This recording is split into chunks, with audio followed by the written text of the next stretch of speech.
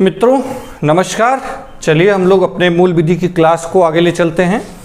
अब तक मूल विधि की क्लास में जो हम लोग पढ़ रहे हैं ह्यूमन राइट प्रोटेक्शन एक्ट, यहाँ तक बिल्कुल आप तैयार हो गए होंगे।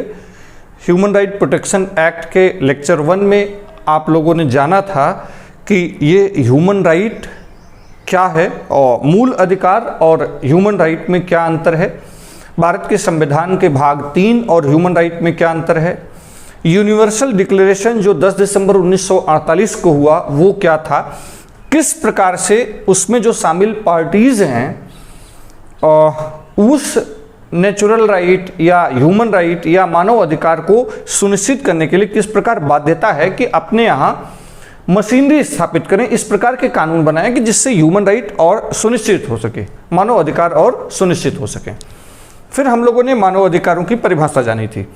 फिर देखा था कि किस प्रकार से ह्यूमन राइट प्रोटेक्शन एक्ट 1993 में पारित होता है और एक अध्यादेश के तौर पर आता है, फिर फाइनली ये संसदीय अधिनियम बनता है, सेंट्रल एक्ट है। इसका ऑब्जेक्ट जाना था कि ह्यूमन राइट प्रोटेक्शन एक्ट बना किस लिए है, स्पेशली जो मानव अधिकार हैं, अंतर्राष्ट्रीय प्रसंविधाओं में जो मानव अधिकार हैं, मूल अधिकार हैं, इन सबको और प्रोटेक्ट करने के लिए देश में एक राष्ट्रीय आयोग, राज्य आयोग और विशेष न्यायालय स्थापित करना। तो फिर उसमें हम लोगों ने देखा था कुल कितनी धाराएं हैं, 43 धाराएं हैं, 8 भागों में ये एक्ट विभक्त है। फिर इसके बाद कुछ प्रमुख धाराओं को जानने का प्रयास किया था हम लोगों ने। उसमें शामिल थी section 2 human right protection act की धारा 2 जिसमें परिभाषा बताई गई है, 3 में राष्ट्रीय मानवाधिकार आयोग के गठन के बारे में प्रावधान है, 12 में आयोग के कार्य बताए गए हैं, 13 में जांच से संबंधित शक्तियां हैं, 17 में आयोग के सामने जो शिकायतें जाएंगी उसकी जांच कैसे होगी, 20 में आयोग की वार्षिक और विशेष रिपोर्ट कैसे दी जाएगी और किसको दी जाएगी, 21 में राज्य मानवाधिकार आयोग के गठन संबंधी प्रावधान है, 30 में मानव अधिकार न्यायालय की स्थापना और 31 में विशेष लोक अभियोजक के बारे में बात की गई थी, 36 में राष्ट्रीय आयोग की अधिकारिता के अधीन आने वाले न आने वाले विषयों को बताया गया था, 38 में सद्भावपूर्वक कार्रवाई, इस अधिनियम के अंतर्गत जो भी व्यक्ति आयोग सद्भावपूर्वक कोई कार्रवाई करता है तो उसका संरक्षण है, 40 में केंद्र सरकार की नियम बनाने की शक्ति और 41 में राज्य सरकार की नियम बनाने की शक्ति है। तो ये महत्वपूर्ण धाराएं थी राष्ट्रीय मानवाधिकार आयोग। तो ये छोटा सा पिछले क्लास को हमने ब्रीफ किया, यहाँ तक आप बिल्कुल पढ़े समझे होंगे। अब हम लोग बढ़ते हैं आगे। आज हम लोग माने इतना तो कंफर्म हो गया मानव अधिकार क्या है और इसका संरक्षण किस प्रकार से जरूरी है। इसके संरक्षण के लिए स्पेशली ये राष्ट्रीय ये मानव अधिकार संरक्षण अधिनियम 1993 स्पेशली बना ही किसके लिए है, देश में ऐसी कानून उपलब्ध करना, ऐसी मशीनरी उपलब्ध कराना जिससे मानवाधिकारों का और ज़्यादा संरक्षण हो सके। तो इसके लिए इस अधिनियम के अंतर्गत 3 प्रमुख बातें हैं। एक तो है राष्ट्रीय मानवाधिकार आयोग का गठन, दूसरा राज्य मानवाधिकार आयोग का गठन और तीसरा विशेष मानवाधिकार न्यायालय। तो देखिए ये 3 मशीनरी स्थापित की गई इसी अधिनियम के अंतर्गत। तो बड़ा बेसिक सवाल ऐसा भी बन सकता है कि राष्ट्रीय मानवाधिकार आयोग का गठन किस अधिनियम के अंतर्गत, राज्य मानवाधिकार आयोगों का गठन किस अधिनियम के अंतर्गत और मानवाधिकार न्यायालय स्थापित किए जाते हैं या विशेष लोक अभियोजकों की नियुक्ति होती है किस अधिनियम के अंतर्गत। तो हमारा उत्तर क्या होगा, मानवाधिकार अधिनियम 1993 के अंतर्गत। अब ये पूछ सकता है कि कौन सी धारा में, तो पीछे हम लोग देख करके आए कि धारा तो 3 है, 21 और 30 है। 3 धाराएं तो हमको इस अधिनियम की नहीं भूलनी है। तो ये देखिए ये 3 धाराएं राष्ट्रीय मानवाधिकार आयोग, राज्य मानवाधिकार आयोग और मानवाधिकार न्यायालय के बारे में बताती हैं। तो ये 3 इस अधिनियम की ये 3 धारा तो आपको नहीं भूलनी है। पिछले क्लास में भी हम लोग बात किए थे कि इस अधिनियम के सेक्शन 3 में राष्ट्रीय मानवाधिकार आयोग का गठन, 21 में राज्य मानवाधिकार आयोग का गठन और 30 में न्यायालय, मानवाधिकार न्यायालयों की बात की गई है। ठीक, तो आज हम लोग स्पेशली आज वाले इस लेक्चर में मानवाधिकार अधिनियम के इन 3 आयोग, 1 न्यायालय और 2 आयोगों पर चर्चा करेंगे। तो आज हम लोग जानेंगे राष्ट्रीय मानवाधिकार आयोग क्या है, कितने मेंबर्स होते हैं, कैसे गठन होता है, इसके अध्यक्ष कौन होते हैं, मेंबर कौन हो सकता है, 2019 में जो संशोधन किया गया किस प्रकार से इसमें मेंबर्स बढ़ाए गए, क्या अमेंडमेंट किया गया, राज्य मानवाधिकार आयोग का गठन कैसे होता है, इनके अध्यक्ष और सदस्य कैसे आते हैं और कैसे इनकी समाप्ति होती है, पदत्याग कर सकते हैं, और राज्य मानवाधिकार आयोग, राज्य मानवाधिकार न्यायालय कैसे स्थापित किए जाते हैं। ठीक, तो आज की क्लास स्पेशली 3 पर होगी, राष्ट्रीय मानवाधिकार आयोग, राज्य मानवाधिकार आयोग और मानवाधिकार न्यायालय। ठीक, तो यहाँ आप कंसंट्रेट हो जाएं, कॉपी पेन ले लें जिससे आप ज़रूरी बातें सेक्शन वाइज नोट करते चलें। ठीक, और बहुत जगहों पर हम लोग देख रहे हैं कि बहुत सेक्शन, सब सेक्शन, किसी अधिनियम में 43 धारा है तो 43 की 43 धाराओं को बताया जाना, तो इतना न जानना जरूरी है क्योंकि ऐसा कोई ज़रूरी नहीं है, और इतना आप संभाल नहीं सकते हो। मूल विधि आप पढ़ रहे हो, विधि नहीं पढ़ रहे हो, बेसिक लॉ पढ़ रहे हो, लॉ का बेसिक नॉलेज आपके पास होना चाहिए, समझ होनी चाहिए। हाँ, ज़्यादा बेहतर है आप इन बहुत धाराओं को, जैसे हमने जहाँ जहाँ हम बता रहे हैं कि ये खास धारा है, इनको नहीं भूलना है, वहाँ नहीं भूलना है, बाकी सब देखेंगे। ठीक, जहाँ ज़रूरी होगी उसको कवर करते चलेंगे। तो चलिए, ये बात हुई इस 3 धाराओं की। अब हम लोग बात करते हैं किसकी, राष्ट्रीय मानवाधिकार आयोग, इसे NHRC भी हम लोग बोलते हैं ना, नेशनल ह्यूमन राइट कमीशन। तो अब बार बार हम लोग NHRC की बात करेंगे, याद रहे NHRC, national human right commission, राष्ट्रीय मानवाधिकार आयोग। तो इसके गठन के बारे में प्रावधान अभी पीछे देख कर के है सेक्शन 3 में। तो इस पूरे अधिनियम की सबसे महत्वपूर्ण धारा है सेक्शन 3, और इसमें अगर NHRC की बात करें तो ये जो ह्यूमन राइट प्रोटेक्शन एक्ट है, मानवाधिकार अधिनियम 1993 के अंतर्गत, ये 12 अक्टूबर 1993 को अस्तित्व में आया था। ठीक है, तो ये आयोग कब अस्तित्व में आता है, 12 अक्टूबर 1993 को अस्तित्व में आता है, और यह एक स्वतंत्र और एक वैधानिक संस्था है, संवैधानिक नहीं है। याद रहे, कई बार ऐसे भी सवाल आते हैं ना कि क्या इनमें से कौन संवैधानिक संस्था है या नहीं है, तो याद रहे यह एक वैधानिक संस्था है और स्वतंत्र है। स्वतंत्र देखेंगे इसकी स्वतंत्रता कैसे व्यवस्थित की गई है, और वैधानिक इसलिए है क्योंकि इसका जो गठन किया जा रहा है एक विधान, एक नियम, एक कानून, एक एक्ट, एक विधि के अधीन किया जा रहा है, और उस विधि का नाम है मानवाधिकार संरक्षण अधिनियम 1993। तो किस कानून के अंतर्गत, मानवाधिकार संरक्षण अधिनियम 1993 के अंतर्गत। तो देखिए, ये जो मानवाधिकार आयोग है, राष्ट्रीय मानवाधिकार आयोग है, यह एक स्वतंत्र और वैधानिक संस्था है।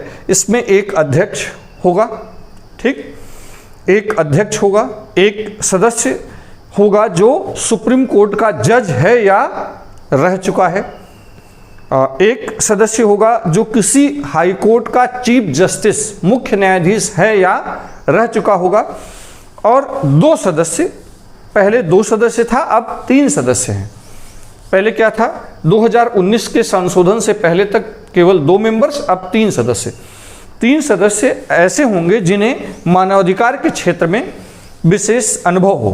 तो इस फील्ड में जो खास अनुभव रखने वाले 3 मेंबर्स, लेकिन इन 3 मेंबर्स में एक कौन होंगे, एक महिला होगी।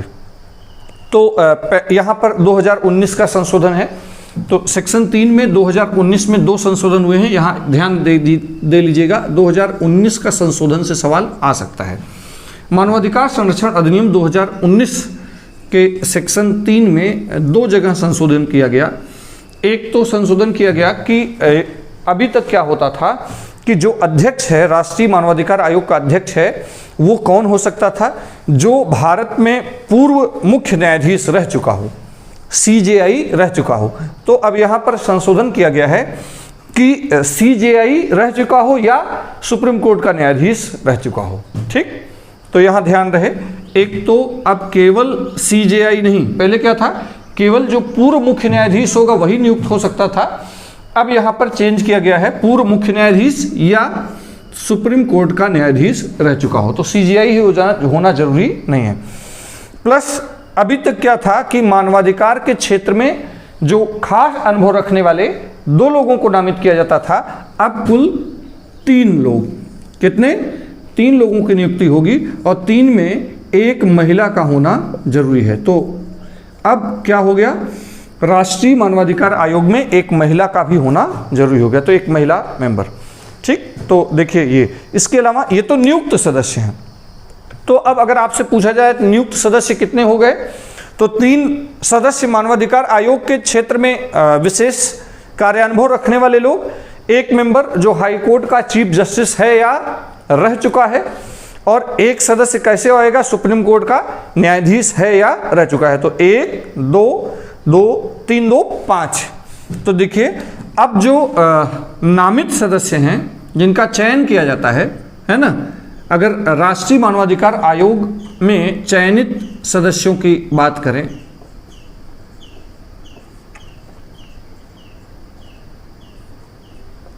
तो इसमें टोटल 5 लोग है ना। एक सुप्रीम कोर्ट का न्यायाधीश है या रह चुका है, दूसरा किसी राज्य में उच्च न्यायालय का मुख्य न्यायाधीश है या रह चुका है, और 3 मेंबर कहां से आएंगे, 3 मेंबर आएंगे खास कार्यानुभव जिसमें एक महिला होगी। तो देखिए 1 + 1 + 3 5, और एक तो चेयरपर्सन है ही है, राष्ट्रीय मानवाधिकार आयोग का अध्यक्ष होगा, प्लस इसके अलावा एक महासचिव होता है। एक महासचिव की नियुक्ति होगी जो इस पूरे राष्ट्रीय आयोग का मुख्य कार्यकारी अधिकारी होगा, चीफ एग्जीक्यूटिव ऑफिसर होगा। इसके अलावा पदेन मेंबर अभी तक 4 होते थे, अब 7 होने लगे। तो ये तो चयनित सदस्य हो गए 5, इसके अलावा पदेन सदस्य एक्स ऑफिसियो मेंबर्स भी होते हैं। ठीक है, तो देखिए एक्स ऑफिसियो पदेन कितने, पदेन होते थे कितने 4, अब हो गए 3 और। तो सेक्शन 3 में ये संशोधन हुआ, यहाँ और एक यहाँ, और वहाँ पर सीजेआई ही हो सकता था अभी तक अध्यक्ष, अब सीजेआई ही नहीं जरूरी है, सुप्रीम कोर्ट का न्यायाधीश भी रह चुका हो तो उसे भी नियुक्त किया जा सकता है राष्ट्रीय मानवाधिकार आयोग का अध्यक्ष। तो ये जो 4 + 3 है अब 7 हो गए, टोटल 7 हो गए बराबर 7। तो अगर राष्ट्रीय मानवाधिकार आयोग के सदस्यों की बात करें तो टोटल 12 मेंबर। तो राष्ट्रीय मानवाधिकार आयोग में अब कितने मेंबर होते हैं, 12 मेंबर होते हैं, एक अध्यक्ष होता है और एक सीईओ होता है। ठीक, तो नेशनल ह्यूमन राइट कमीशन में एक हेड, एक अध्यक्ष, एक सीईओ चीफ, एक महासचिव प्लस 12 सदस्य होते हैं। तो 12 सदस्यीय स्वतंत्र और एक विधायी निकाय है, और ये 12 मेंबर जो 4 3 7 हैं ये पदेन सदस्य हैं, ये जो देश में और आयोग हैं उनके अध्यक्ष। तो उसमें नोट कर लीजिए कि राष्ट्रीय मानवाधिकार आयोग के पदेन सदस्य, राष्ट्रीय अल्पसंख्यक आयोग के अध्यक्ष, राष्ट्रीय अनुसूचित जाति आयोग के अध्यक्ष, राष्ट्रीय अनुसूचित जनजाति आयोग के अध्यक्ष, राष्ट्रीय महिला आयोग की अध्यक्ष, राष्ट्रीय पिछड़ा वर्ग आयोग के अध्यक्ष, बाल अधिकार संरक्षण और दिव्यांगों के मुख्य आयुक्त। ठीक, राष्ट्रीय पिछड़ा आयोग के अध्यक्ष, बाल अधिकार संरक्षण और दिव्यांगों के आयुक्त, मुख्य आयुक्त जो चीफ कमिश्नर होते हैं उनकी भी नियुक्ति की जाएगी। तो ये लोग भी क्या होंगे, पदेन मेंबर होंगे। ठीक है, जो बालक अधिकार संरक्षण आयोग है उसके अध्यक्ष, और मुख्य आयुक्त किसके, जो दिव्यांग जन हैं, दिव्यांग जन के कल्याण के लिए जो मुख्य आयुक्त की नियुक्ति होती है। तो ये 3 मेंबर पहले कितने होते थे, पहले केवल 4 होते थे। वो 4 कौन कौन, राष्ट्रीय ये जो 4 मेंबर ही होते थे, और 3 कौन बढ़े हैं 2019 के संशोधन द्वारा, राष्ट्रीय अल्पसंख्यक आयोग के अध्यक्ष, अनुसूचित जाति के आयोग के अध्यक्ष, अनुसूचित जनजाति आयोग के अध्यक्ष, राष्ट्रीय महिला आयोग की अध्यक्ष। पहले केवल इतने पदेन मेंबर होते थे, लेकिन अब 3 और हो गए, तो टोटल 7 पदेन सदस्य और 5 नामित सदस्य। ठीक, 7 5 12 सदस्य, एक सीईओ, एक अध्यक्ष। अध्यक्ष वाले मामले में संशोधन किया गया, अब केवल सीजीआई नहीं होंगे बल्कि कोई पूर्व मुख्य न्यायाधीश भी, कोई पूर्व सुप्रीम कोर्ट का न्यायाधीश है वो भी नियुक्त हो सकता है। और यहाँ पर 2 मेंबर्स ही नामित होते थे मानवाधिकार के फील्ड में बेहतर कार्य करने वाले, अनुभव रखने वाले। अब 3, उसमें एक महिला का होना जरूरी। केवल 4 राष्ट्रीय आयोग के अध्यक्ष नामित सदस्य होते थे, पदेन सदस्य होते थे। अब 3 में और कौन हो गए? राष्ट्रीय पिछड़ा वर्ग अभी गठन हुआ, संविधान में संशोधन हुआ।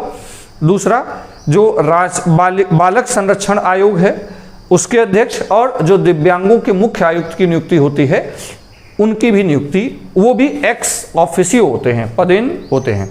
ठीक, तो इस तरह से ये पूरा स्ट्रक्चर होता है किसका? राष्ट्रीय मानवाधिकार आयोग का। ठीक, अगर बात किया जाए कि राष्ट्रीय मानवाधिकार आयोग का मुख्यालय कहाँ है, तो राष्ट्रीय मानवाधिकार आयोग का मुख्यालय दिल्ली में है। हाँ, अगर आयोग चाहे तो केंद्र सरकार से पूर्व अनुमति लेकर के भारत में अन्य स्थानों पर भी कार्यालय खोल सकते हैं। ठीक, तो मुख्यालय दिल्ली में, अन्य स्थान पर भी ये कार्यालय अपने खोल सकते हैं, लेकिन तरीका क्या है? आयोग को राय लेनी होगी किससे? पूर्व अनुमति लेनी होगी किससे? केंद्र सरकार से। ठीक, तो ये स्ट्रक्चर है किसका? NH national human right RC commission, मानवाधिकार, राष्ट्रीय मानवाधिकार संरक्षण का आयोग का।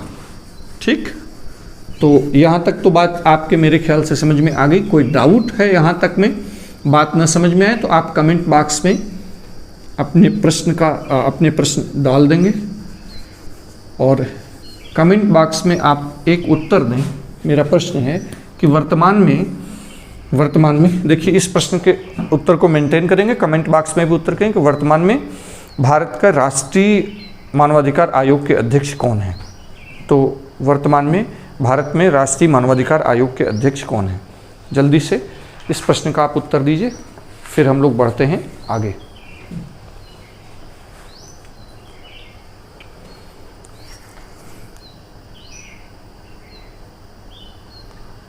चलिए, अब हम बात करते हैं अध्यक्ष, राष्ट्रीय आयोग के अध्यक्ष और अन्य सदस्यों की नियुक्ति कैसे होती है। ये बात हुई कैसे नियुक्ति होती है, ये बात सेक्शन 4 में दी गई है, इस अधिनियम की धारा 4 में। तो अगर आपसे पूछा जाए कि राष्ट्रीय मानवाधिकार आयोग अधिनियम की धारा 4 में क्या है, तो आपका उत्तर होगा अध्यक्ष और सदस्यों की नियुक्ति। तो देखिए, अध्यक्ष और सदस्यों की नियुक्ति तो होती है किसकी ओर से? राष्ट्रपति की ओर से, भारत के राष्ट्रपति की ओर से इनकी नियुक्ति होती है। लेकिन राष्ट्रपति जो भी नियुक्ति करेगा, एक समिति बनेगी और उस समिति की सिफारिश पर। तो देखिए, राष्ट्रीय मानवाधिकार आयोग के अध्यक्ष और सदस्य की नियुक्ति के लिए जो समिति बनती है उसमें कौन कौन होते हैं? उसमें होता है प्रधानमंत्री, भारत देश का प्रधानमंत्री अध्यक्ष होगा इस समिति का, माने भारत के प्रधानमंत्री की अध्यक्षता वाली इतने मेंबर्स की कमेटी बनेगी, और उसकी जो सिफारिश आएगी, उसकी सिफारिश के आधार पर ही भारत में राष्ट्रपति के ओर से उसके नाम से अध्यक्ष, राष्ट्रीय मानवाधिकार आयोग के अध्यक्ष और उनके मेंबरों की नियुक्ति होती है। लोकसभा अध्यक्ष सदस्य होता है, देश का भार साधक गृह मंत्री सदस्य होता है, लोकसभा में विपक्ष का नेता, राज्यसभा में विपक्ष का नेता और राज्यसभा का उपसभापति। ठीक, तो इतने लोगों से मिलकर ये कमेटी बनती है। इस कमेटी के रिकमेंडेशन पर भारत का राष्ट्रपति राष्ट्रीय मानवाधिकार आयोग के अध्यक्ष और सदस्यों की नियुक्ति करता है। ठीक, अब अभी पीछे हम लोग देख करके आए कि जो राष्ट्रीय मानवाधिकार आयोग है उसके जो नियुक्त सदस्य हैं उसमें एक ऐसा मेंबर होता है जो सुप्रीम कोर्ट का न्यायाधीश है या रह चुका है, और एक हाई कोर्ट, किसी भी देश के किसी भी हाई कोर्ट का चीफ जस्टिस है या रह चुका है। इसे ध्यान दीजिएगा, है या रह चुका है, पूर्व हो, सुप्रीम कोर्ट का न्यायाधीश है या रह चुका है। ठीक, तो अगर रह चुका है, रिटायर्ड है वो मेंबर, तो कोई दिक्कत नहीं है, आराम से नियुक्त हो जाएगा। लेकिन अगर राष्ट्रीय मानवाधिकार आयोग में किसी ऐसे मेंबर की नियुक्ति करने जा रहे हो, सुप्रीम कोर्ट के किसी जो एक्टिंग वर्तमान में न्यायाधीश के पद पर कार्यरत है या किसी हाई कोर्ट का मुख्य न्यायाधीश है, ऐसी दोनों कंडीशन में इन मेंबर्स की नियुक्ति तब तक नहीं होगी जब तक कि सीजेआई का परामर्श न ले। तो ऐसे आसीन न्यायाधीशों की नियुक्ति राष्ट्रीय मानवाधिकार आयोग में एज ए मेंबर तब तक नहीं हो सकती है जब तक कि सीजेआई से परामर्श न ले लिया जाए। ठीक, तो इसे आप ध्यान रखेंगे। तो संविधान मानवाधिकार संरक्षण अधिनियम की धारा 4 में अध्यक्ष और सदस्यों के नियुक्ति के बारे में प्रावधान है। नियुक्ति राष्ट्रपति की ओर से होती है। राष्ट्रपति ये जो नियुक्ति देता है वो एक समिति की सिफारिश पर इन मेंबर्स की नियुक्ति करता है, और वो जो समिति बनती है उस समिति के अध्यक्ष होते हैं प्राइम मिनिस्टर।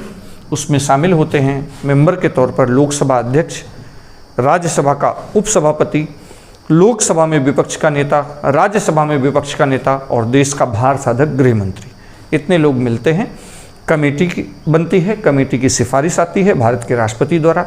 सेक्शन 4 में कमेटी और नियुक्ति के बारे में प्रावधान बताया गया है। सेक्शन 3 में स्ट्रक्चर बताया गया है। 12 मेंबर, एक सीईओ और एक अध्यक्ष होता है। ठीक, तो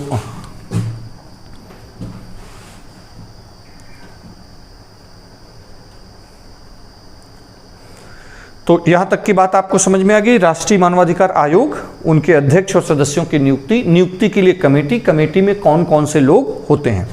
अब बढ़ते हैं हम लोग आगे। सेक्शन 5 लिखा है अध्यक्ष और सदस्यों का त्यागपत्र या उन्हें हटाया जाना। सेक्शन 5 ये बताता है कि राष्ट्रीय मानवाधिकार आयोग के अध्यक्ष और सदस्य को वो कैसे त्यागपत्र दे सकते हैं और कैसे उन्हें उनके पद से हटाया जा सकता है। तो एक तो अध्यक्ष और सदस्य जब चाहे राष्ट्रपति को संबोधित हस्ताक्षर सहित लिखित सूचना देकर के त्यागपत्र दे सकता है। राष्ट्रपति को अपने द्वारा लिखित, हस्ताक्षरित, लिखित त्यागपत्र दे सकता है। एक तरीका तो यह है, स्वतः त्यागपत्र दे सकते हैं। दूसरा, भारत का राष्ट्रपति अपने निर्देश से, भारत के राष्ट्रपति के आदेश से साबित कदाचार और असमर्थता के आधार पर हटाया जा सकता है। लेकिन जब कभी साबित कदाचार और असमर्थता के आधार पर भारत का राष्ट्रपति आदेश द्वारा हटा रहा है, ऐसा आदेश वो तब तक नहीं देगा जब तक कि सुप्रीम कोर्ट द्वारा इसकी एक जांच न हो जाए। तो सुप्रीम कोर्ट द्वारा एक जांच के निर्देश के बाद भारत का राष्ट्रपति साबित कदाचार और असमर्थता के आधार पर भी अध्यक्ष और सदस्यों को उनके पद से हटा सकता है। ठीक, ऊपर की दो बातों के अलावा भी नीचे कुछ और आधार दिए गए हैं जिन आधारों पर अध्यक्ष और सदस्यों को उसके पद से भारत के राष्ट्रपति द्वारा हटाया जा सकता है। जैसे अगर वह किसी न्यायालय द्वारा अध्यक्ष या सदस्य दिवालिया न्याय निर्णीत हो जाए, या अपनी पदावधि के दौरान ही वह सवेतन नियोजन में चला जाए, अर्थात वो कहीं वेतन के साथ नौकरी करने लगे, या मानसिक या शारीरिक सौथिल्य, कमजोरी के कारण अयोग्य हो जाए और ये बाकायदा मेडिकली और कोर्ट द्वारा डिक्लेयर हो तब, या किसी सक्षम न्यायालय द्वारा विकृत चित्त घोषित कर दिया जाए कि अब ये अनसाउंड माइंड हैं, विकृत चित्त हैं, या किसी ऐसे अपराध के लिए सिद्ध दोष हो जाए अध्यक्ष या सदस्य जो राष्ट्रपति की राय में नैतिक अधमता है, अर्थात नैतिक रूप से ठीक नहीं है। तो ये कुछ और आधार हैं जिन आधारों पर इन्हें हटाया जा सकता है इनके अपने पद से। ठीक, चलिए बढ़ते हैं आगे। सेक्शन 6 की बात करते हैं। धारा 6 कहता है अध्यक्ष और सदस्यों की पदावधि क्या होगी। तो हटाए भी जा सकते हैं, लेकिन नियुक्ति के बाद जो अध्यक्ष की पदावधि है 3 वर्ष या 70 वर्ष जो पहले आ जाए, नियुक्ति की तारीख से 3 वर्ष या 70 वर्ष जो पहले आ जाए उसे अपने पद से हटाया जा सकता है। अब इसका मतलब ये है कि मान लेते हैं कि कोई व्यक्ति नियुक्त हुआ 65 वर्ष, जब नियुक्त हुआ अध्यक्ष या सदस्य वो 65 वर्ष का था, तो इसका कार्यकाल होता है 3 वर्ष। तो ये अपना कार्यकाल पूरा करेगा 3 वर्ष, क्योंकि अभी 70 साल नहीं आया, जब रिटायर हो रहा है तो केवल 66, 67, 68 साल का है, 68 ईयर का है। लेकिन अगर कोई व्यक्ति 68 ईयर में इस पद पर आया और उसका कार्यकाल 3 वर्ष का है, तो 70 साल दूसरे वर्ष ही आ जाएगा, तो उसका कार्यकाल केवल 2 वर्ष होगा। तो दोनों में जो पहले आ जाए वहाँ ये सेवानिवृत्त हो जाता है। ठीक, और यही पोजीशन सदस्य और अध्यक्ष दोनों के लिए है। अपनी नियुक्ति से 3 वर्ष या 70 वर्ष जो पहले आ जाए अगर वो अपनी नियुक्ति का 3 वर्ष पूरा कर रहे हैं लेकिन उसके पहले उनकी आयु का 70 वर्ष आ जाता है तो वो पद से हट जाएंगे, और अगर पूरा समय है तो पूरा कार्यकाल पूरा करेंगे। तो धारा 6 में इनके कार्यकाल के बारे में बताया गया है। और धारा 6 ही बताता है कि यदि कोई व्यक्ति, जो व्यक्ति भारत में राष्ट्रीय मानवाधिकार आयोग का अध्यक्ष या सदस्य के पद पर रह चुका होता है, उसके बाद वह भारत में किसी केंद्र सरकार या किसी भी राज्य सरकार के अधीन कभी भी किसी और नियोजन में नहीं रह सकता है। तो राष्ट्रीय मानवाधिकार आयोग, इसमें स्पेशली अब बात निकल करके आई, 3 धारा तो नहीं भूलना है, धारा 3, 4, 5 और 6, इन 4 धाराओं को नहीं भूलना है। 3 में राष्ट्रीय मानवाधिकार आयोग का गठन, 4 में राष्ट्रीय आयोग के अध्यक्ष और सदस्यों की नियुक्ति, 5 में अध्यक्ष और सदस्यों का त्यागपत्र और उन्हें हटाया जाना, और 6 में अध्यक्ष और सदस्यों की पदावधि। ठीक, राष्ट्रीय मानवाधिकार आयोग में एक अध्यक्ष होता है, एक सीईओ होता है और 12 मेंबर होते हैं, कुल 12 सदस्य होते हैं। इन 12 सदस्यों में 5 सदस्य नियुक्त होते हैं और 7 सदस्य नामित होते हैं। ठीक, और फिर 6 बताता है कि इनकी 4 बताता है, सेक्शन 4 बताता है कि इनकी नियुक्ति कैसे होगी। नियुक्ति राष्ट्रपति की ओर से होगी, लेकिन एक समिति बनेगी और उस समिति में सिफारिश आएगी और सिफारिश के आधार पर होगी।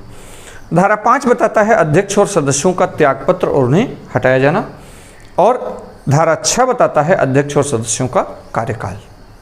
तो राष्ट्रीय मानवाधिकार आयोग सबसे ज़्यादा जरूरी है। एक बार राज्य मानवाधिकार आयोग में थोड़ी कमी चल जाएगी, लेकिन राष्ट्रीय मानवाधिकार आयोग की सारी बातें जानना जरूरी है। अभी हम इसीलिए जांच प्रक्रिया, कौन सी जांच करेंगे, कौन सी प्रक्रिया अपनाएंगे, इसकी बात नहीं कर रहे हैं। अभी स्पेशली आज की क्लास में हम लोग 3 बातों पर फोकस कर रहे हैं। राष्ट्रीय मानवाधिकार आयोग का गठन और किस प्रकार से इनके मेंबर्स आएंगे जाएंगे, कार्यकाल कितना होता है, राज्य मानवाधिकार आयोग का गठन, कैसे मेंबर्स आएंगे जाएंगे, और मानवाधिकार न्यायालय की बात करेंगे। क्लास के शुरू में ही हम लोगों ने बात किया कि आज हम लोग 3 आयोगों पर बात करेंगे। एक तो राष्ट्रीय मानवाधिकार आयोग, दूसरा राज्य मानवाधिकार आयोग और तीसरा मानवाधिकार न्यायालय पर। तो हम लोग अभी राष्ट्रीय मानवाधिकार आयोग की बात किए, जो धारा 3, 4, 5 और 6 जिसका बेस आधार बताया गया है, कितने मेंबर्स होते हैं, इन सब पर बात किया। अब हम लोग बात करते हैं राज्य मानवाधिकार आयोग। तो इस अधिनियम के अंतर्गत राज्यों में, सभी राज्यों में अपने अपने मानवाधिकार आयोग गठित करने संबंधी प्रावधान है, या 2 या 2 से अधिक राज्य सहमत होकर के एक राज्य मानवाधिकार आयोग का गठन आपस में मिलकर कर सकते हैं। तो अब हम लोग देखेंगे राज्य मानवाधिकार आयोग। बस थोड़ा सा बस बुद्धि लगानी है, थोड़ा सा दिमाग लगाना है कुछ नहीं। जिसे राष्ट्रीय मानवाधिकार आयोग आ गया, उसे राज्य मानवाधिकार आयोग के गठन, नियुक्ति और अध्यक्ष और सदस्य के जो पदत्याग और उन्हें हटाया जाना, ये सारे प्रोसीजर लगभग सेम है। बस अंतर वहाँ सेंट्रल गवर्नमेंट है, यहाँ स्टेट गवर्नमेंट है, इसका होता है। तो कुछ पढ़ाई ऐसे भी की जाती है। तो आइए सबसे पहले हम लोग देख लेते हैं कि कौन कौन सी प्रमुख धाराएं हैं जिनका संबंध राज्य मानवाधिकार आयोग से है। तो धारा 21 जिसमें लिखा है राज्य मानवाधिकार आयोग का गठन, धारा 22 में बताया गया है राज्य मानवाधिकार आयोग के अध्यक्ष और सदस्यों की नियुक्ति, धारा 23 में आयोग के अध्यक्ष और सदस्यों का त्यागपत्र या इन्हें हटाया जाना, और 24 में है पदावधि, अर्थात अध्यक्ष और सदस्यों की जो पदावधि होती है उस पर बात हुई है। ठीक, तो धारा 21, 22, 23 और 24 इसे आपको नहीं भूलना है। इन 4 धाराओं में ही हमारा आधारभूत काम हो जाएगा। तो सबसे पहले हम लोग बात करते हैं धारा 21 में राज्य मानवाधिकार आयोग। तो जैसे धारा 3 में राष्ट्रीय मानवाधिकार आयोग, वैसे ही धारा 21 में राज्य मानवाधिकार आयोग, इसकी नियुक्ति राज्य सरकार करती है। वहाँ केंद्र सरकार, यहाँ राज्य सरकार। इसका जो गठन होता है वो कौन करेगा? राज्य सरकार। और धारा 3 में कौन करता है? केंद्र सरकार करती है। अब यहाँ का स्ट्रक्चर आइए समझ लेते हैं। तो देखिए यहाँ भी कौन होगा? एक अध्यक्ष होगा। राज्य मानवाधिकार आयोग का जो गठन होगा, संरचना होगी, कैसी होगी? एक अध्यक्ष होगा जो किसी हाई कोर्ट का चीफ जस्टिस रहा हो। ये पहले था, 2019 के संशोधन के बाद अब क्या हो गया, किसी हाई कोर्ट का न्यायाधीश भी रहा हो तो उसे भी राज्य मानवाधिकार आयोग का अध्यक्ष नियुक्त किया जा सकता है। तो अंतर समझिएगा, पहले 2019 के संशोधन से पहले भारत में राष्ट्रीय मानवाधिकार आयोग का अध्यक्ष केवल और केवल पूर्व सीजेआई हो सकते थे, लेकिन अब पूर्व सीजेआई के अलावा सर्वोच्च न्यायालय के कोई न्यायाधीश, पूर्व न्यायाधीश को भी नियुक्त किया जा सकता है।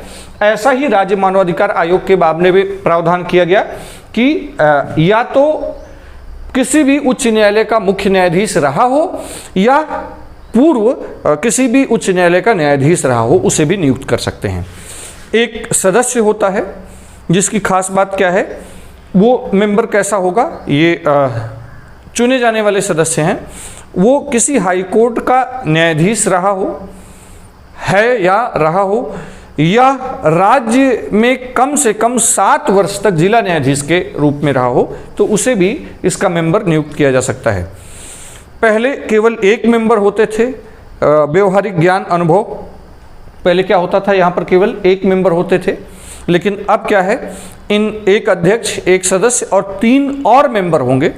3 मेंबर जिनका खास अनुभव होगा किस फील्ड में, मानवाधिकार संरक्षण के क्षेत्र में, लेकिन उसमें एक महिला का होना जरूरी है। एक सचिव होगा जो सीईओ, मुख्य कार्यपालक अधिकारी होगा। ठीक, तो ये धारा 21 में स्टेट ह्यूमन राइट कमीशन का स्ट्रक्चर है, जिसमें एक अध्यक्ष होगा, एक सीईओ सचिव होगा जो मुख्य कार्यपालक अधिकारी होगा, एक मेंबर होंगे न्यायिक और 3 व्यवहारिक सदस्य होंगे। तो 3, 1, 4, एक मेंबर जुडिशरी से, एक सीईओ, एक अध्यक्ष। ठीक, इतने मेंबर से मिलकर राज्य आयोग का गठन होता है कि राज्य सरकार इसका गठन करती है। इसके बारे में प्रावधान धारा 21 में है।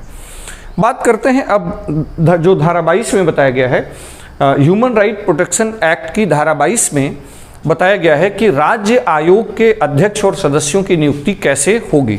तो नियुक्ति कैसे होगी, राज्यपाल की ओर से होगी, राज्यपाल के हस्ताक्षर सहित, मुद्रा सहित राज्यपाल की ओर से होगी। अर्थात इनकी नियुक्ति कौन करता है, राज्यपाल करता है। जैसे राष्ट्रीय आयोग में अध्यक्ष और सदस्यों की नियुक्ति राष्ट्रपति करता है, लेकिन यहाँ भी जैसे वहाँ हमने देखा था कि एक समिति बनती है, उसकी सिफारिश पर ही कर सकते हैं, यहाँ भी एक समिति बनेगी। तो राज्य मानवाधिकार आयोग के अध्यक्ष और सदस्यों की नियुक्ति राज्यपाल करता है, लेकिन राज्यपाल किस समिति की सिफारिश पर, इतने मेंबर्स के द्वारा बनी हुई समिति। तो राज्यपाल को जो नामित किए जाते हैं मेंबर्स, वो कौन सी कमेटी बताती है, जिसमें मुख्यमंत्री, राज्य का मुख्यमंत्री अध्यक्ष होगा।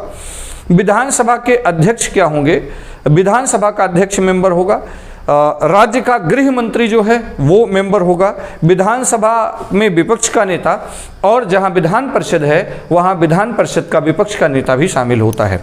तो सब जगह विधान परिषद नहीं है, इसलिए जहां पर विधान परिषद नहीं है वहां पर केवल विधानसभा का, और जहां पर विधान परिषद भी है वहां विधान परिषद के भी विपक्ष के नेता शामिल होते हैं। तो इतने लोगों से बनी कमेटी के रिकमेंडेशन पर राज्यपाल द्वारा राज्य आयोग के अध्यक्ष और सदस्यों की नियुक्ति सेक्शन 22 धारा 22 के अंतर्गत की जाती है। ठीक, हाँ, अगर कोई ऐसा न्यायाधीश नियुक्त हो रहा है, अभी राज्य आयोग में हम लोगों ने देखा एक न्यायिक सदस्य होता है जो किसी उच्च न्यायालय का न्यायाधीश है या रह चुका हो।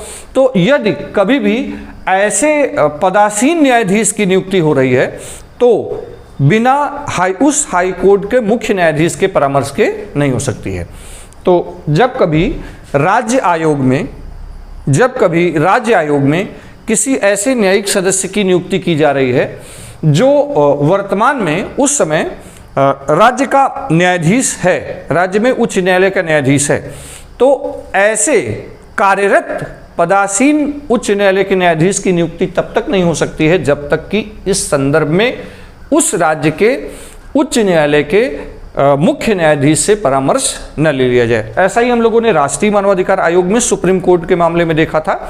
तो वहां पर हम लोगों ने देखा था सुप्रीम कोर्ट के न्यायाधीश कार्यरत या हाई कोर्ट के मुख्य न्यायाधीश कार्यरत की नियुक्ति तब तक नहीं होगी जब तक कि सीजीआई से इस संदर्भ में सरकार द्वारा परामर्श न ले लिया जाए। ठीक, तो इसे आप समझे रहेंगे। अब बात करते हैं हम लोग धारा 23। धारा 23 में जो राज्य आयोग है उसके अध्यक्ष सदस्यों का त्यागपत्र दिया जाना और उन्हें हटाए जाने माने संबंध में प्रावधान है। तो इसमें बताया गया है कि राज्य मानवाधिकार आयोग के अध्यक्ष और सदस्य अपने हस्ताक्षर सहित लिखित त्यागपत्र राज्यपाल को दे सकते हैं। तो एक तो ये प्रावधान है, ये स्वतः त्यागपत्र दे सकते हैं, अपने लेखबद्ध लिखित हस्ताक्षर सहित राज्यपाल को संबोधित होगा। दूसरा, भारत में राष्ट्रपति के आदेश से, राज्य मानवाधिकार आयोग के मेंबर्स को राष्ट्रपति के आदेश से, और जो राष्ट्रपति का आदेश होगा सुप्रीम कोर्ट के न्यायाधीश की, सुप्रीम कोर्ट की जांच पर आधारित होगा, साबित कदाचार या असमर्थता के आधार पर। ठीक, दूसरा आधार क्या है, ये तो स्वतः त्यागपत्र, दूसरा साबित कदाचार या असमर्थता के आधार पर। लेकिन ये साबित कदाचार या असमर्थता के आधार पर आदेश राष्ट्रपति करेगा। राष्ट्रपति भी तब तक आदेश नहीं कर सकता है जब तक कि सुप्रीम कोर्ट द्वारा इस संदर्भ में कोई जांच न कर ली गई हो और रिपोर्ट न सौंप दी गई हो। तो सर्वोच्च न्यायालय के जांच के आधार पर रिपोर्ट जो आती है राष्ट्रपति द्वारा, तो राज्य मानवाधिकार आयोग है लेकिन इसमें राज्यपाल के पास हटाने की पावर नहीं है। तो देखिए, ये राज्य और राष्ट्रीय मानवाधिकार आयोग में जो हमने बताया था कि स्वतंत्र और वैधानिक संस्था है, तो वैधानिक पर तो चर्चा हुई थी, लेकिन देखिए स्वतंत्र किस लिए है, इनको हटाए जाने की एक विशेष प्रक्रिया है। कार्यपालिका के पास पूरी तरह से मनमाना पावर नहीं है। इसके अलावा अन्य आधार हैं जिन आधारों पर इन्हें इनके पद से हटाया जा सकता है, जैसे मानसिक और शारीरिक सौथिल्यता माने कमजोरी, सवेतन किसी अन्य नियोजन में लग जाएं, पागल या दिवालिया विकृत चित्त घोषित कर दिए जाएं, या किसी ऐसे अपराध में सिद्ध दोष घोषित कर दिए जाएं जो राज्यपाल की दृष्टि में नैतिक अधमता है, अर्थात नैतिकता के विरुद्ध है।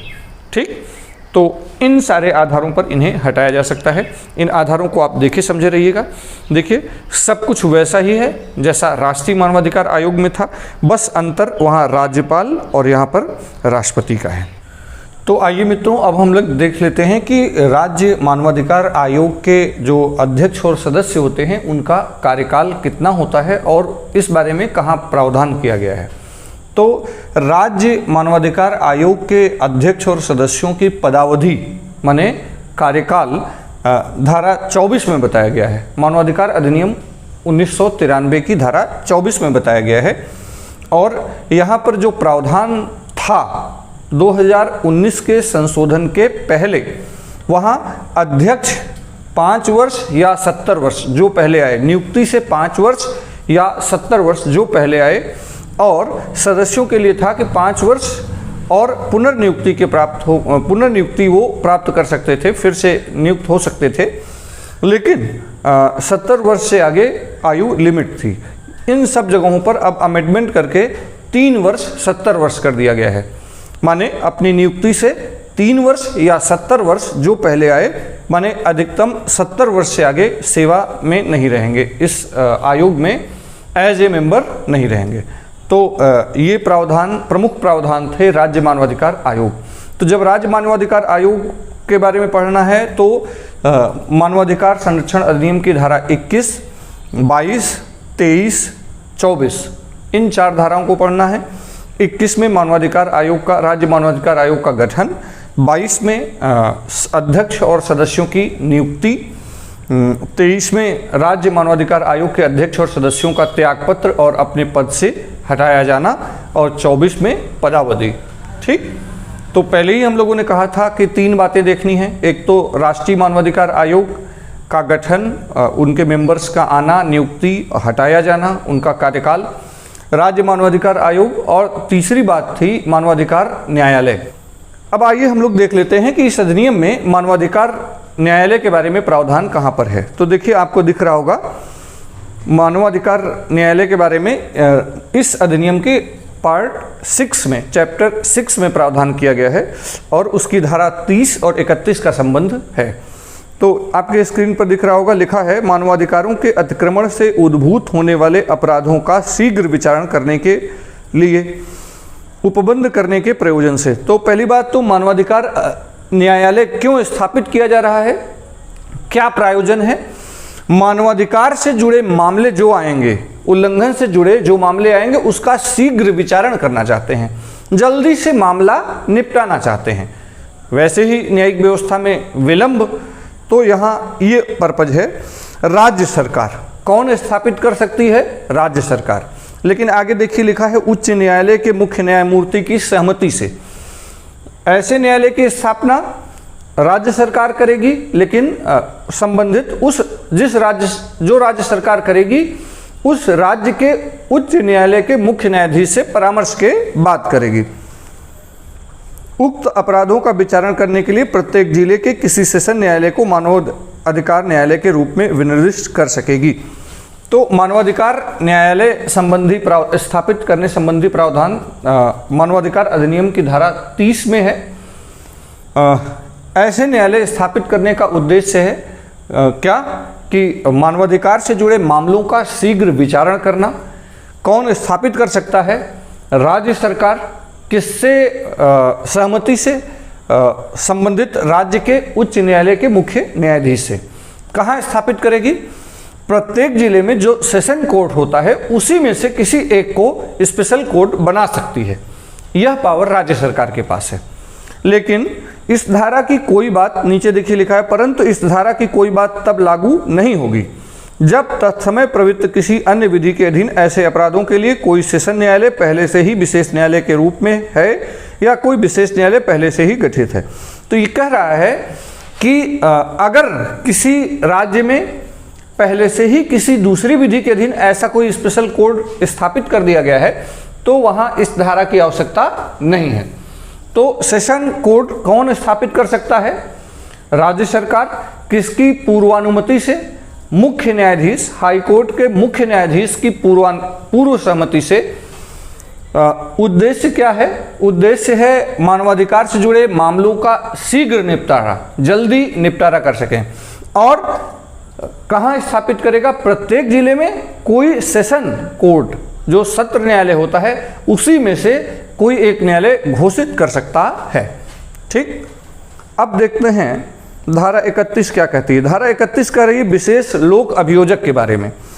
यहां लिखा है राज्य सरकार, तो इनकी भी नियुक्ति कौन कर सकता है, special public prosecutor. Public prosecutor का मतलब सामान्य अर्थों में समझ लीजिए कि सरकारी वकील होता है। मानवाधिकार से उल्लंघन से जुड़े मामलों में सरकार पैरवी करेगा और सरकार की ओर से न्यायालय में जो रिप्रेजेंट करेगा वकील उसको बोलेंगे विशेष लोक अभियोजक। इसकी नियुक्ति कौन करेगा, धारा 31 में राज्य सरकार। राज्य सरकार प्रत्येक मानवाधिकार न्यायालय के लिए, धारा 30 के अंतर्गत जब मानवाधिकार न्यायालय स्थापित हो जाएंगे तो राज्य सरकार उन सभी मानवाधिकार न्यायालयों में पैरवी करने के लिए अधिसूचना द्वारा एक लोक अभियोजक विनिर्दिष्ट करेगी, माने नियुक्त करेगी, एक पब्लिक प्रोसिक्यूटर नियुक्त करेगी, या किसी ऐसे अधिवक्ता को जिसने कम से कम 7 वर्ष तक अधिवक्ता के रूप में विधि व्यवसाय किया हो, उस न्यायालय में मामलों के संचालन के प्रयोजन के लिए विशेष लोक अभियोजक के रूप में नियुक्त कर सकती है। या तो राज्य सरकार नियुक्त करेगी या कोई अधिवक्ता है, लेकिन अधिवक्ता कौन, स्पेशल पब्लिक प्रोसिक्यूटर हो सकता है कम से कम जिसके पास 7 वर्ष वकालत का अनुभव हो। तो देखिए यहां पर इस 7 वर्ष को ध्यान में रखना है आपको। कम से कम स्पेशल मानवाधिकार न्यायालय में विशेष लोक अभियोजक की नियुक्ति के लिए कितने वर्ष अधिवक्ता कार्य का अनुभव होना चाहिए, 7 वर्ष का। और आप लोक अभियोजक नियुक्त किए जा रहे हैं तो आप राज्य सरकार द्वारा अधिसूचना द्वारा नियुक्त किए जा सकते हैं। ठीक, तो ये बात है विशेष लोक अभियोजक की। आज हम लोग आज के लेक्चर में मानवाधिकार संरक्षण अधिनियम 1993 के 3 सबसे प्रमुख प्रावधान, यही प्रावधान ही है, यही मेन है। और वो क्या है, राष्ट्रीय मानवाधिकार आयोग, राज्य मानवाधिकार आयोग और मानवाधिकार न्यायालय। इनका गठन किस धारा में होता है, इनके अध्यक्ष और सदस्य कैसे होते हैं, इसका संगठन कैसे होता है, नियुक्ति कौन करता है और ये अपने पद से कैसे हट सकते हैं, इन सब का कार्यकाल क्या होता है। जो 2019 में संशोधन किए गए उसे भी हमने दिखाने का प्रयास किया और स्पेशल कोड की बात की और विशेष लोक अभियोजक की बात की। ठीक, इसके बाद भी कोई डाउट आपका रहे तो कमेंट बॉक्स खुला है, आप जरूर कमेंट बॉक्स में आंसर करें, प्रश्न करें, जिससे हम आपको वो उत्तर के तौर पर ले आ सकें। अगला, अभी मानवाधिकार संरक्षण अधिनियम खत्म नहीं हुआ है। हम चाहते तो एक ही बार में इसको बहुत लंबे से बहुत अच्छे से बता सकते थे, लेकिन वो आपके लिए समझना, जब एक ही साथ ये सारी तीनों बातें समझते तो समझ ना पाते। अब बहुत अच्छे से मेरे ख्याल से समझ पा रहे होंगे आप। इससे पहले हम ही समझते, हो सकता था आप न समझते। ये कानून है, तो कानून को बहुत रैंडमली नहीं पढ़ना चाहिए, बहुत आराम से तोड़ तोड़ के पढ़ना चाहिए।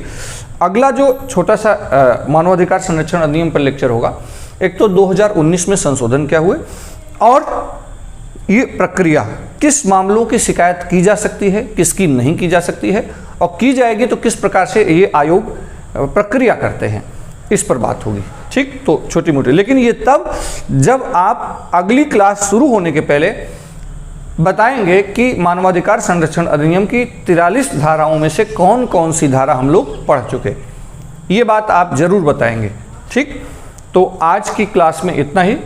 अगली क्लास में मानवाधिकार संरक्षण अधिनियम की पूरी समीक्षा के साथ हम लोग तैयार रहेंगे, लेकिन उसमें आपको भी तैयार रहना जरूरी है। तो हमें दीजिए इजाज़त, नेक्स्ट क्लास में हम फिर मिलेंगे। तब तक के लिए धन्यवाद।